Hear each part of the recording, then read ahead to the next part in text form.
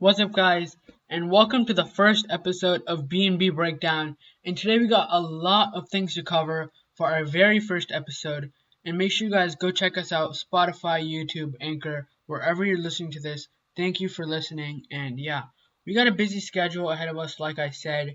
And March Madness has started, and some of the madness is here as number 14 seed Abilene Christian beat Texas, and Oral Roberts knocks out Ohio State. More about the March Madness tournament and a bunch of stuff like that later. Also, college baseball returned, and then I have a bunch of NBA and MLB news we can talk about. But first, let's get started with a breakdown of the March Madness tournament so far.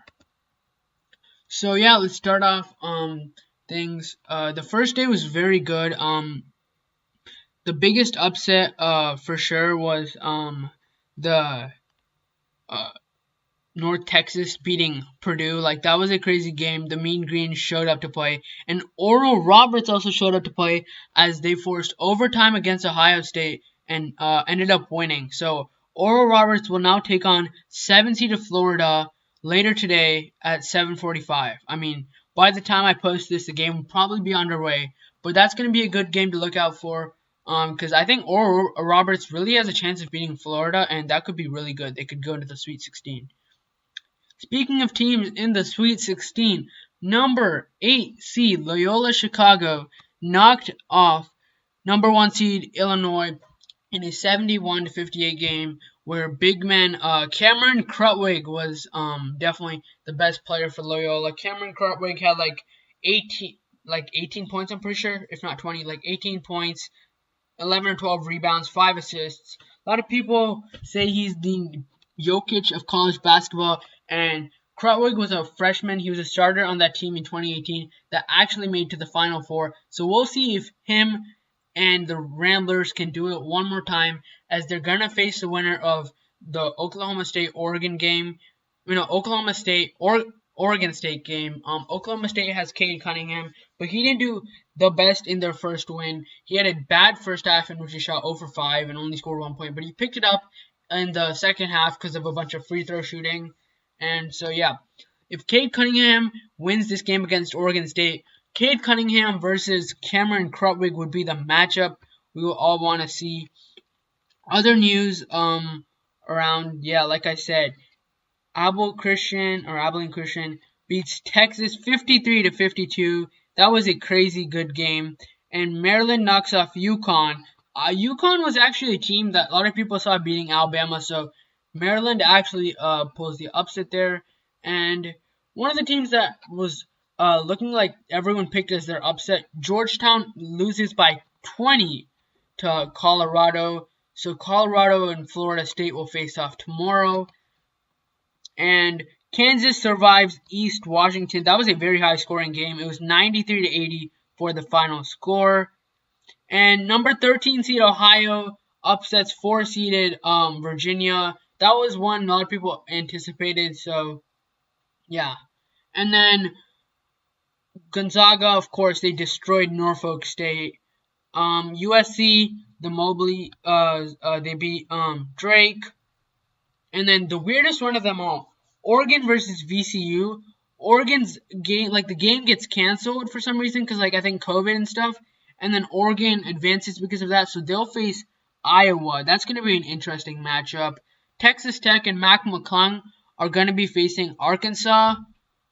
Villanova are playing the Mean Green, who look to pull another upset and move on to the Sweet 16. So a bunch of stuff is happening. And right now, as I'm recording, number 1 seed Baylor is taking on 9 seed Wisconsin, who just trounced North Carolina. So lots of fun stuff happening in the world of March Madness, and I'm just excited to see it unfold. There are no more perfect brackets, so everybody whose bracket got busted, they can do the second chance bracket, but there's no more perfect brackets, so I guess everybody's on the same playing level when it comes to that. But yeah, March Madness is madness right now. And then now let's talk about some college baseball. Kumar Rocker a couple days ago threw an 8-inning game with 14 strikeouts. for number 2 seed Vanderbilt. And then Jack Leiter follows up with a no-hitter complete game. Like, this is just crazy. These two guys are going to be top draft picks this year. I mean, the Pirates, they got to choose. Which one do they want? Do they want Kumar Rocker? Do they want Jack Leiter? Both of them are going to be fantastic. And Vanderbilt looks to win another college baseball World Series. So, yeah, Vanderbilt's going crazy. But, yeah, baseball is back, and I'm just enjoying it. College baseball. And another sport that's, MLB is same sport, but like another league that's back in another 10 days-ish or so. Major League Baseball is back, and I'm just excited for all the big storylines to talk about. One of the big ones I like is Vladimir Guerrero Jr. Of course, you guys know I'm a Blue Jays fan, so I have to talk about Vladdy. He's lost like 40-ish pounds, and he's been crazy good. Plate discipline has been better. He's just seeing the ball better, hitting the ball better. But yeah, he is batting 600 this spring, so that's going to be very exciting to look out for. If you can join the trio of superstars in Acuna, Tatis, Juan Soto. So Vladimir Guerrero is supposed to be the fourth there, and we'll see if he can do that this year. Have a breakout season indeed. Other news, Shohei Ohtani is starting a game as the pitcher and the leadoff hitter. That's starting today, so that's going to be crazy to watch. I want to see Shohei pitch and bat in the same game. The hype around Shohei is just crazy, and he's having a good spring to back up the talk. There have been some injuries, obviously, like JT Realmuto, and a bunch of other injuries like Carlos Carrasco. So hopefully all the people that got injured get better soon. And yeah, that's it for now. And we'll talk about more stuff in a second after this break.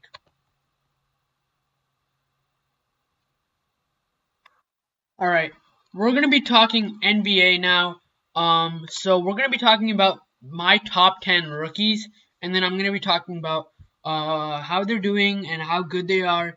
Like, I'm going to give them a grade based on where they're drafted and relative to their draft spot. So this is in no particular order, but let's get started with Lamella Ball, the Charlotte Hornets point guard. I mean, Lamella Ball had a breakout month in February and also in March. So far, he's having averaging 19.6 assists, 5 rebounds, 1.6 steals, and is shooting 50% behind the arc. So he is a top point guard, not just the best rookie. So he is really good, and he might actually get the Hornets into the playoffs. And he's brought the Hornets' offensive rating from number 28 last year all the way up to 18. I mean, he just has some crazy vision, and the stuff this kid can do, like the ability is just crazy. I mean, a lot of people have been concerned about his shooting, but he's shooting he's making 2 threes a game on a 37.7 clip, which is very good. I mean, I think that's pretty good. League average is around 35%, so he's above league average, and he's shooting 41% of his on his catch and shoot 3 attempts. So that's a very good number, and he's doing way better compared to what we saw him do in the NBL. Like, he wasn't as good at shooting, definitely in the NBL. Alright. Next rookie I'm going to be talking about is Anthony Edwards, the number 1 pick. I mean, he had a 42-point night in a road win against Phoenix, the Phoenix Suns. Ever since former Raptors assistant coach Chris Finch became the head coach, he has taken 21 shots per game, and he is fully unleashed.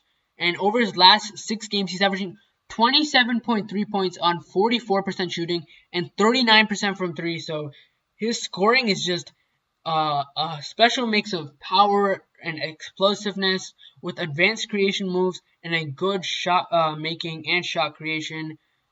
He has a pretty at 19 years old, he has really good talent and potential. The only thing is consistency, because he's not always the most consistent, but given his burst and athleticism, I think he should attempt more free throws than his 3 that he's attempting in 30 minutes per game. He's only attempting 3. I think if he drive more to the basket, he might actually be an even better player. For this season, he's under 40% from the field, but that's because of Ryan Saunders. And ever since they got Finch, like I said, his stats have just gone boosting up. So I think he's definitely going to be an all-star in the league, definitely a star. And for his draft spot, I'm going to give him a B+. I forgot to talk about this for Lamella Ball. For Lamella Ball, I'm going to give him an A for his number 3 draft spot. I mean, we're talking about relative to draft spot. So even if Lamella Ball is like literally the best rookie, but drafted first, like that would just be the most obvious thing. You know what I mean? All right, next rookie I'm going to be talking about is Sacramento Kings point guard, shooting guard, Tyrese Halliburton. His decision making and accurate shooting, I mean, he's very effective for the Kings. His scoring production has kind of fluctuated, but his efficiency has been very consistent. For this season, he's shooting 42% from 3, and which is amazing. 43% on pull-up jumpers and 43% from the catch and shoot. So he has over triple the amount of assists than turnovers. So his assist to turnover ratio is really good, and he's converting around like 2/3 of his attempts at the rim. So Tyrese Halliburton doesn't often have the handles or the speed, but he's very smart and he's very good when it comes to knowing what's happening in his shot IQ and his court vision. So he's really good for them, and he was actually slipping in the draft boards. He was drafted number 12, which kind of shocked me. I was gonna put him in like the top 6 to 7 category, and the Kings got a nice guy at the number 12 spot. I'm giving that an A minus. Next we're gonna talk about is Desmond Bain of the Memphis Grizzlies, a shooting guard. He was the last pick of the first round, and he leads all rookies in three-point percentage. And for the Grizzlies, he's give them consistent shooting, and he's an efficient off-ball scorer. He's 46.5% of his shots off the catch, which is ranking in the 81st percentile amongst all NBA players. He plays a lot to his strengths, and I think he helps like Ja Morant and this whole Memphis Grizzlies team. He takes jumpers in rhythm, and he just moves the ball around, helping his team. He doesn't try to do too much, obviously, because he's not the number 1 option. I think he's really good for his role. And Bain hasn't been that great this March, but that's because his role has kind of been diminishing, and he doesn't have that much shot creation. Because he's still a very good rookie. I think as long as he gets more opportunities, Taylor Jenkins gives him more opportunities, he's really good. I'm going to give him a B+ for his grade relative to his draft spot. He was drafted, like I said, number 30, or the last pick in the first round. Next, we're talking about Sadiq Bey of the Detroit Pistons. I mean, I've seen this kid hoop, and he's just scoring double figures in 15 of his 17 games, and he's a very regular contributor in a struggling Detroit Pistons starting lineup. His jumper is really good because he's now up to 2.2 threes per game he makes 2.2 threes per game on 39 to 40%. And this past week he had 28 points against the Raptors, my favorite team, and 20 against the Houston Rockets. He's 6'7", he has a pretty confident release, and no matter how much pressure or contest, his release stays pretty much the same. So he doesn't have that much trouble getting his shot off. He's also demonstrated a little shot making versatility, and so he can do some dribbles and hit his pull-ups. He's converted just 46% of his 2-pointers. He has been a bit less effective inside, just inside. Most of his shots have been made from 3. 2/3 of his made field goals have come from behind the arc. But he has added value elsewhere with his defensive versatility and effort, which have helped him provide a more rounded and role player type presence. He is in the starting lineup, like I said, for the Detroit Pistons. He was drafted number 19, and I'm going to give him a B grade relative to his draft spot. Next, we're talking about Isaac Okoro. He's he deserves credit for just like how much minutes he's got to play. He was kind of injured a bit, and he wasn't playing the best. But he's playing 33 minutes a game, and you might not notice him a lot because what he does is he spends a lot of time guarding the veteran scoring wings and forwards. And one of his biggest factors to getting him playing time is physical defense, and he has a lot of limitations as a playmaker and a shooter, but he has looked sharper offensively over the last 10-ish, like 11, 12 games, shooting a 44.4% overall and 36.4% from three during that span. I mean, that's much better than what he was doing offensively before, but he isn't a threat to create much in like a quick offensive position, but he's still one of 6 NBA players playing 30 plus minutes and averaging fewer than 10 points. So he's more of like you could say Jonathan Isaac type, definitely way better on defense. He was drafted number 5, and his focus is obviously definitely on defense and make plays in transition and by attacking vulnerable closeouts and cutting. Like I said, he was drafted number 5 by the Cavs. I would say a bit of a reach, but he's definitely helped them. Like if the Cavs got Tyrese Halliburton, that'd be. But then again, the Cavs have a lot of point guards and shooting guards. So either Sadiq Bain looked like he could be drafted earlier than what he was at number 19. But I'm gonna give Okoro a B for his grade relative to his draft spot. And then I'm gonna talk about next. You guys might not think he's rookie. You might not know who he is. He's kind of under the radar on a struggling Houston Rockets team. I'm talking about Houston Rockets shooting guard, small forward Jay Shantay. I mean, I didn't know about him much until I've been playing a lot of fantasy basketball, right? So I picked him up. He's been on my team, a solid contributor. He's definitely a versatility specialist for the Rockets. He is 6'4", but he's logged like 62% of his minutes at small forward. I mean, possessions at small forward, 30% at power forward, and then 10% at like shooting guard. And he's averaging 10 points on 60% like inside the 3-point line. So mostly his strengths are like his physical strength, athleticism, and motor and improvising. He's only at 30% from 3 on 2 attempts per game, but he still like shows an ability to make like rhythm jumpers, which can like unlock some like surprising scoring outbursts despite like the lack of his creation skills. Like on Tuesday, he went off against Atlanta with 25 points and 4 threes. So I think he's very promising. But his value to the Rockets is his defense, his energy, and his potential to make a play in every situation. And the thing is, he wasn't even drafted. He was signed from the NBL, so he was some under-the-radar talent. The Rockets got him, and he might be one of the best things for the Rockets this season.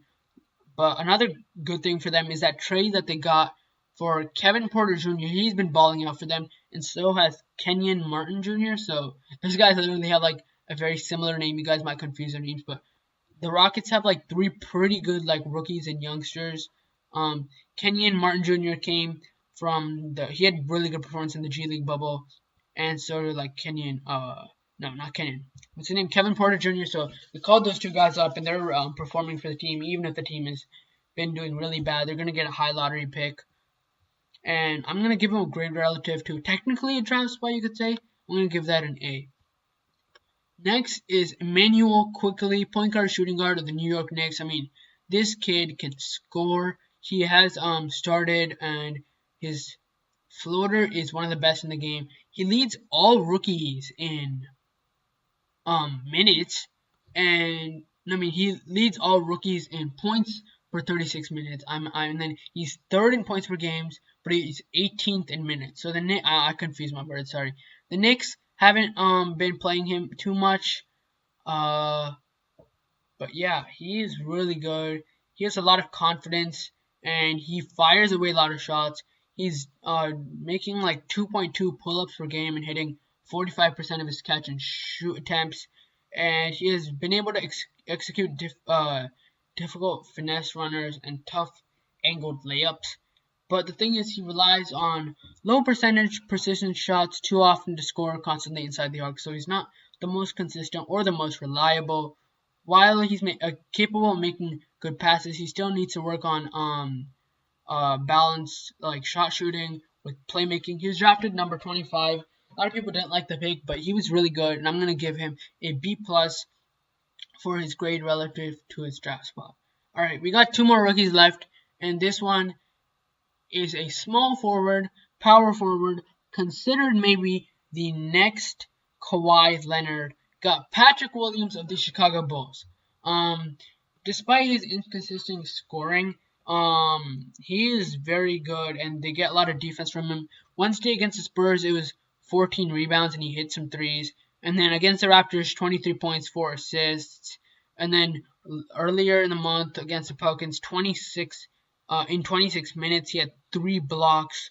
So he is showing a lot of versatility. He can do a lot of things like playmaking, blocking, getting steals, and he's been pretty efficient, shooting at least 45% every single month. But his lack of off-the-dribble creativity kind of limits his scoring opportunities, spending like 48 of his percent of his possessions spotting up. He relies on catch-and-shoot chances, quick pull-ups, and drives, which aren't always there sometimes. But he's managed to average like 10 points on just 15.7% usage by making like 40% of his threes, 41% of his dribble jumpers, and he's earned himself easy basket chances with his tools and motors. Although his 1.3 assists don't jump out, he's impressed with live dribble passing, and he uses his left hand a lot.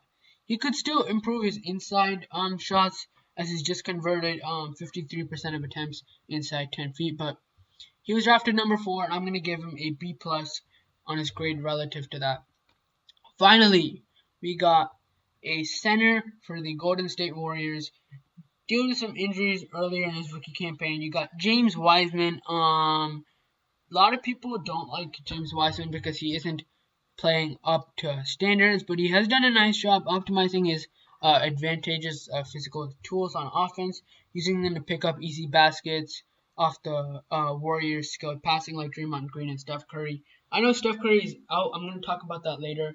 Jordan Poole has done a very good job coming in and filling in for Steph Curry. Another topic, just let me finish up on these rookies. He has a lot of room to grow in terms of skill. He always manages to learn good looks and score. Per 36 minutes, his 20 points rank second among rookies. He's shown touch on a variety of hooks, runners, and jumpers when squared up, but he has struggled to execute off his own creation, converting just 40% of post-ups. His shooting has also cooled down, with Weisman just making 40% of his mid-range attempts and only 2 threes over the last 11 games. For a center whose defense is expected to be a major part of his game, his awareness and reads need a lot of work. Since returning from injury on Feb the 23rd, he's already fouled out 3 times and leads all rotational rookies, averaging 5.6 fouls per 36 minutes, and he was drafted number 2. He has a lot of room to grow, in my opinion, and I'm going to give him a C plus or B minus grade relative to his draft spot. That's it for the rookies.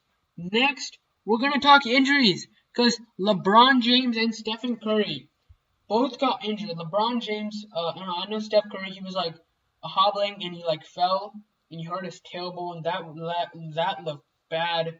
LeBron, he got hurt against the Hawks. He's going to be out indefinitely. He's out indefinitely. So we'll see what the Lakers can do without LeBron and AD, because this is very big for them. I mean, Townhorn Tucker has to step up. Same thing with Kyle Kuzma. Anthony Davis is out, my bad. But yeah, Kyle Kuzma, and then other people. Dennis Schroeder is going to see a lot of more production, whether it's points. But yeah, LeBron. I'll tell you guys exactly what happened to LeBron here. Just give me 1 second. Alright, pull it up. LeBron, he headed to the locker room after appearing to injure his ankle. The Lakers are viewing him as out indefinitely after he suffered a high right ankle sprain yesterday or Saturday. He sustained the injury during the second quarter, and when an opponent rolled over his ankle, the Lakers are without both of their top players for the foreseeable future, like Dennis Schroeder, Montrezl Harrell, Kyle Kuzma, Talon Tucker, Alex Caruso. Those guys got to step up. But he's been diagnosed, like I said, with a high right ankle sprain. But it could have been way worse for LeBron, who his ankle got rolled over by an opposing player. He's receiving an MRI, and his X-rays have returned negative. Yeah, he's not going to be playing much. So he twisted it pretty bad. So yeah, LeBron's doing pretty not he's not doing bad, my bad. He's injured, so the Lakers might be doing bad, what I was trying to say. So it's big time for the Lakers.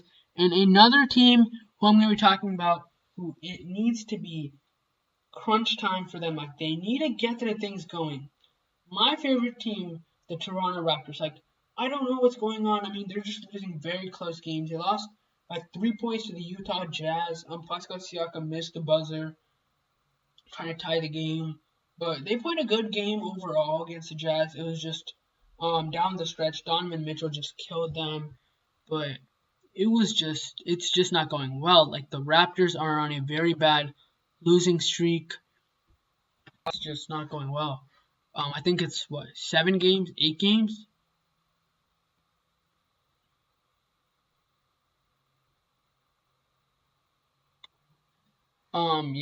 Obviously the starters were out, like Anunoby, Fred VanVleet, Pascal Siakam. Everybody was out because of injury. But next we're gonna be talking about the Stephen Curry injury.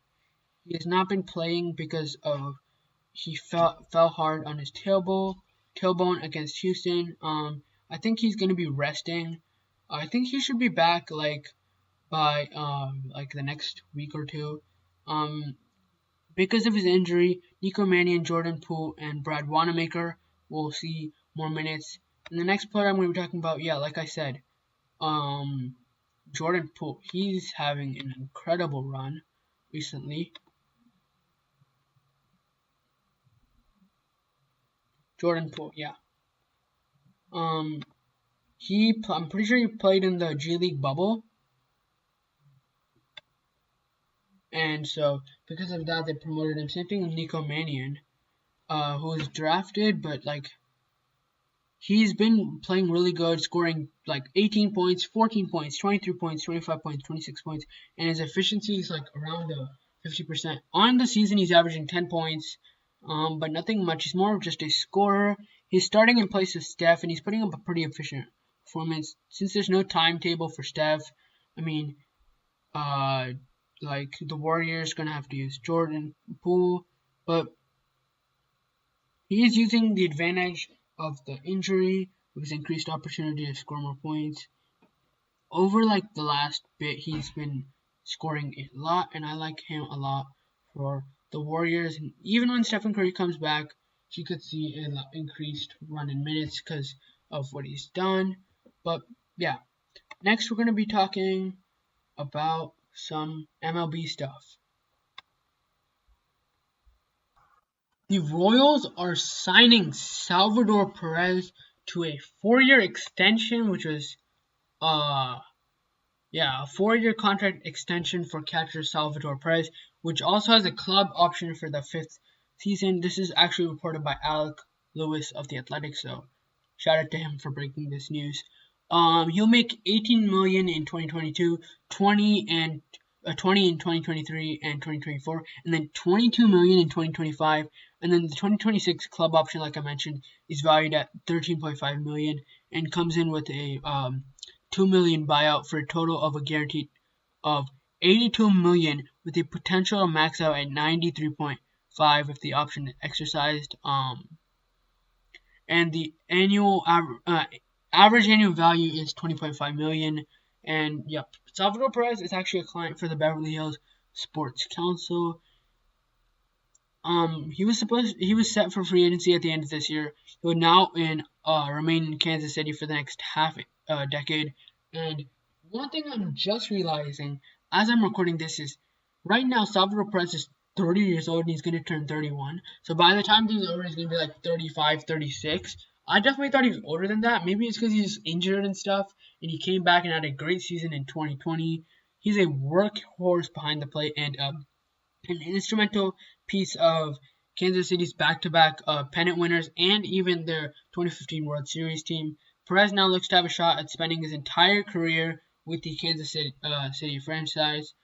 And so, if he plays his entire career in Kansas City, Perez would follow Alex Gordon as the only career-long Royals. Alex Gordon actually got a 4-year, $72 million deal in January 2016, and so that was the Royals' largest investment in franchise city. So this Perez extension surpasses that. Alex Gordon, great fielder, he retired earlier. So shout out to him as well.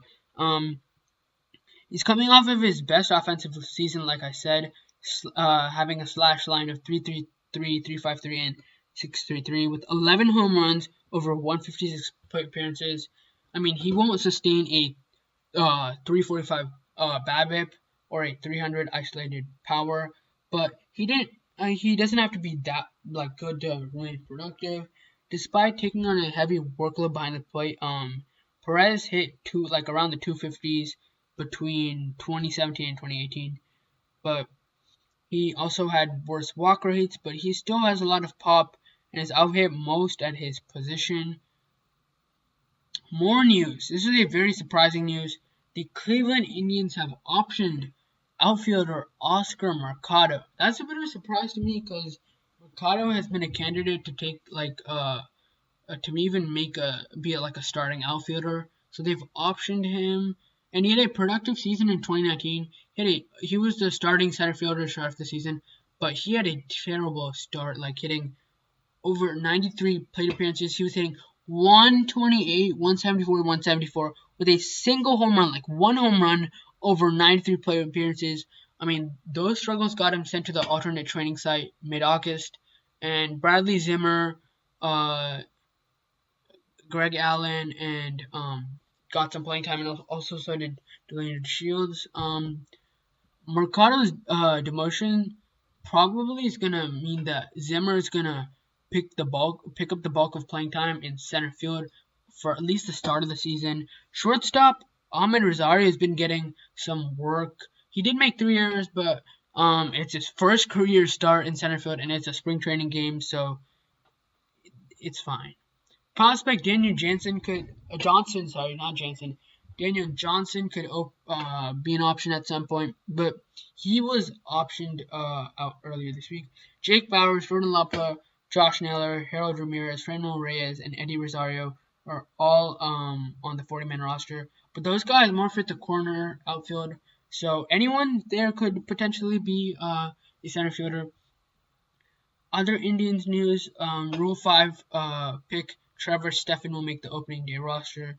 25-year-old righty was selected out of the Yankees organization. But yeah.